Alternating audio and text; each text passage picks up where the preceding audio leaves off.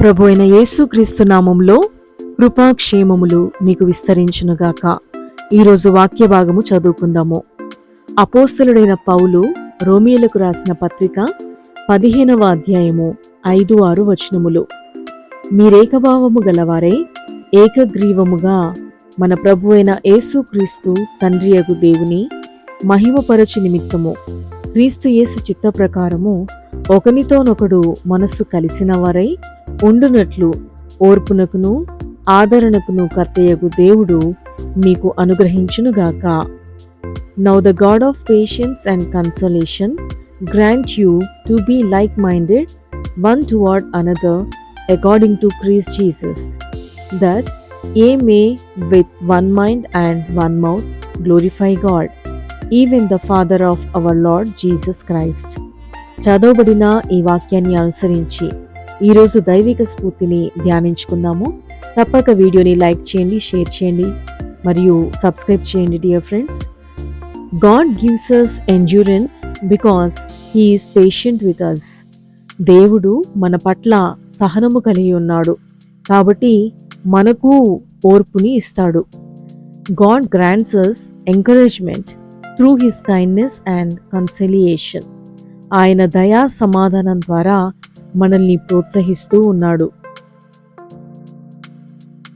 And just as he bears patiently with us through our growth, our shortcomings and our doubts, he invites us to show that same patient conciliation to others.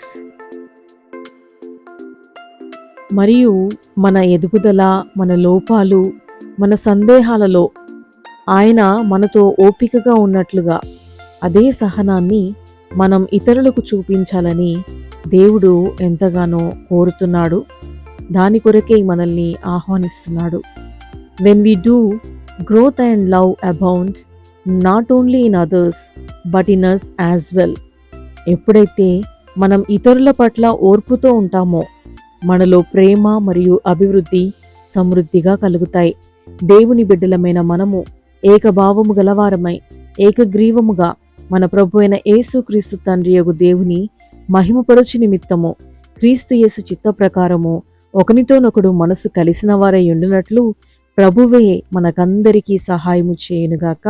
ఆమేన్. ప్రార్థన. Lord, thank you for your patience in dealing with me.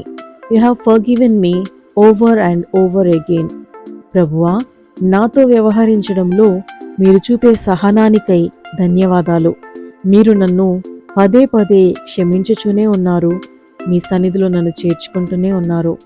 And you continue to guide me through my doubts, my confusion and my excuses.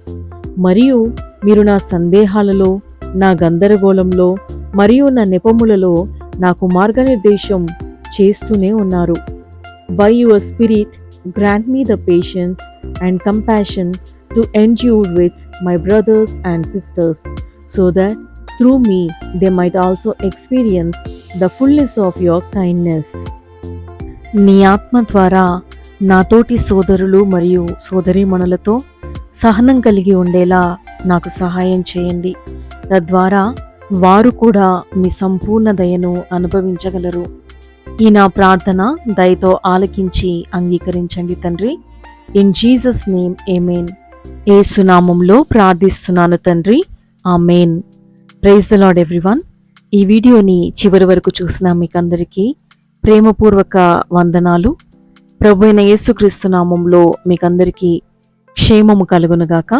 తప్పక ఈ వీడియోని like చేయండి, share చేయండి మరియు మన ఛానల్ని subscribe చేయండి. ప్రతిరోజు వచ్చే అప్డేట్స్ని మిస్ అవ్వకండి.